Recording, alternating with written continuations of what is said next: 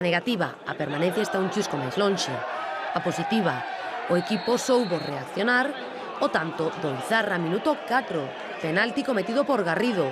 O defensa ve ademais o quinto cartón amarelo. Marca Gembe.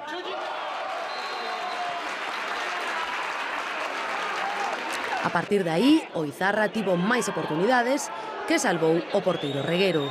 Pero no minuto 23 chegaría o gol do empate de Rudi nesta xogada, penalti, por mans dun defensa do Izarra. Por problemas técnicos non podemos amosarlles ese lanzamento. Marcou Rudi Carlier no minuto 23. A partir de aí incrementouse o dominio do equipo local, como nesta ocasión na que a portería baleira non son quen de facer gol. Xa na segunda metade, Reguero seguiu salvando o seu equipo. Co paso dos minutos, espertou un pouco Racing.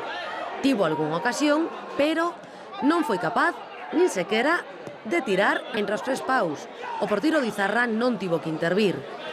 Así que a permanencia queda agora a 3 puntos.